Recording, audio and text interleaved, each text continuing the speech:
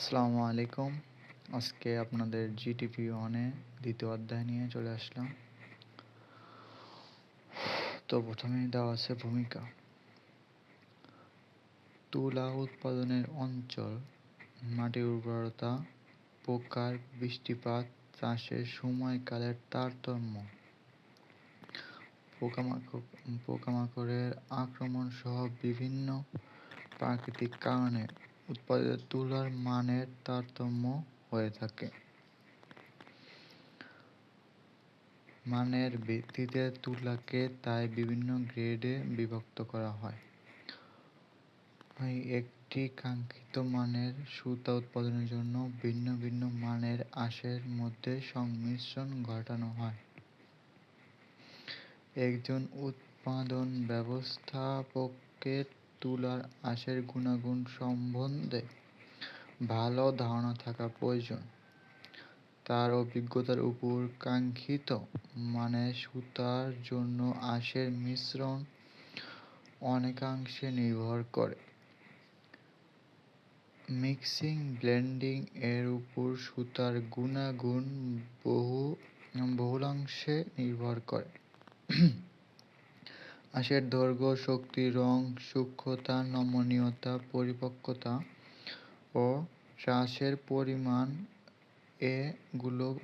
এ গুণগুলো বিবেচনায় রেখে মিক্সিং ও ব্লেন্ডিং করা হয়। যখন তুলা একটি গাছে জন্মায় তখন তুলার মধ্যে বিভিন্ন ধরনের পোকামাকড় আক্রমণ সম্ভব তুলার ভিতরে ধুলাবালি প্রবেশ করে, সেজন্য তুলাকে বিভিন্ন আঁশের সাথে সংমিশ্রণ ঘটিয়ে কাঙ্ক্ষিত মানের সুতা তৈরি করা হয়। এখানে হলো আধুনিক ব্লোরমের মেশিন। তারপর হলো মিক্সিং ও ব্লেন্ডিং। কাঙ্ক্ষিত মানের সুতা জন্য একই প্রকার, যেমন কটন মানে একই প্রকার বলছে, বিভিন্ন মানের অংশ মিশ্রিত করাকে মিক্সিং বলে। মানে একই প্রকার তুলায় মিশ্রণ করে তাকে যে মিক্সিং তৈরি থাকে মিক্সিং বলে। এক্ষেত্রে একই প্রকারের ভিন্ন ভিন্ন গ্রেডের আঁশ ব্যবহার করা হয়, যাদের গড় ভৌত ধর্ম একই এবং কিছুটা জানা থাকে, যেমন কটন মিশ্রণ। ব্লেন্ডিং। কাঙ্ক্ষিত মানের সুতা প্রস্তুতের জন্য ভিন্ন ভিন্ন প্রকারের অথবা ভিন্ন ভিন্ন আঁশের মিশ্রিত করা হয়, তাকে ব্লেন্ডিং বলে। ব্লেন্ডিং হলো ভিন্ন ভিন্ন প্রকারের ভিন্ন ভিন্ন আঁশের মিশ্রণ করা হয়। এক্ষেত্রে ভিন্ন ভিন্ন প্রকারের একই অথবা ভিন্ন গ্রেডের আঁশ ব্যবহার করা হয়, যাদের ভৌত ও অন্যান্য ধর্ম কাছাকাছি এবং সঠিকভাবে জানা থাকে।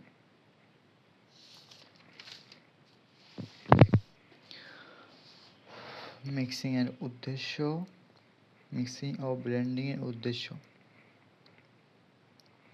আধুনিক উৎপাদন ব্যবস্থাপনায় এককভাবে কোনো একটি নির্দিষ্ট মানের বা গ্রেডের আঁশ ব্যবহার করে সুতা তৈরি করা হয় না। সুতার সূক্ষ্মতা এবং মান নিয়ন্ত্রণের জন্য তাই মিক্সিং ও ব্লেন্ডিং অপরিহার্য বিষয়। মিক্সিং ও ব্লেন্ডিং প্রধান উদ্দেশ্যগুলো নিম্নে উল্লেখিত হলো। কাঙ্ক্ষিত গুণাগুণ ও মানের সুতা তৈরি করা। কাঙ্ক্ষিত শক্তিসম্পন্ন সুতা তৈরি করা। প্রক্রিয়াগত কাজের উন্নয়ন ঘটানো। ভালো মানের আঁশের সাথে নিম্ন মানের আঁশ ব্যবহার করে অপচয় কমানো। ভালো মানের আঁশের সাথে নিম্নমানের আঁশ ব্যবহার করে সুতার মূল্য কমানো। ব্যবহারের নতুন ক্ষেত্র তৈরি করা।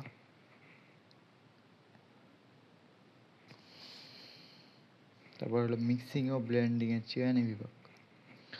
বহুল প্রচলিত মিক্সিং ও ব্লেন্ডিং প্রক্রিয়াগুলো নিম্নরূপ।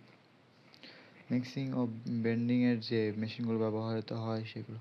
বহুল প্রচলিত মিক্সিং ব্লেন্ডিং প্রক্রিয়াগুলো নিম্নরূপ: hand stock blending, bin blending, lap blending, cart blending, draw frame blending, massive blending. 1 নম্বর হ্যান্ড স্টক ব্লেন্ডিং। এই পদ্ধতি বেশ পুরাতন, হাতের সাহায্যে মিশ্রণ করা হয়।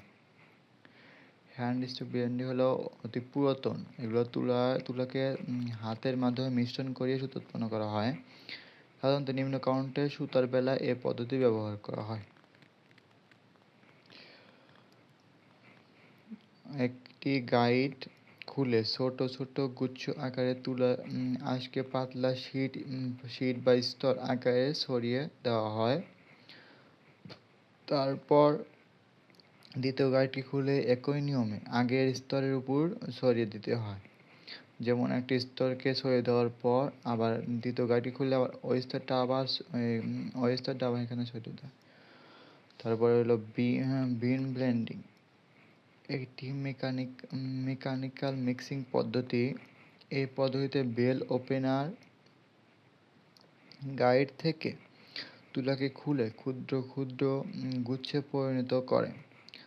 পাম্পের সাহায্যে তুলার গুচ্ছগুলো পাইপ লাইনের মাধ্যমে ডেলিভারি বক্সে যায়। ডেলিভারি বক্স একটি স্পিনিং রোলার ও একটি কেজ নিয়ে গঠিত। বাতাসের টানে ফাইবার কেজের পৃষ্ঠে জমা হয় এবং স্টিপিং রোলার ডেলিভারি বক্স হতে তুলাকে বিনে জমা করে। ডেলিভারি বক্সটি বিনের উপর অবস্থান করে। একটি বিন পূর্ণ হলে অপর বিনে চলে যায়। ল্যাপ ব্লেন্ডিং এর দুটি স্কোয়ার ব্যবহার করা হয়: বেকার স্কাচার, ফিনিশিং স্কাচার। ফিনিশার স্কেচারের পূর্বে 4টি ল্যাপ স্ট্যান্ডে 4টি ল্যাপ ফিট করার ব্যবস্থা থাকে। কাজে নিম্নোক্ত অনুপাতে ল্যাপ ফিট করে কাঙ্ক্ষিত মিশ্রণ করা হয়। যেমন 1:3, 1:1, 3:1, 1:1:2, 2:1:1। এ ধরনের মিশ্রণ এখনো বেশ সফলভাবে ব্যবহৃত হয়।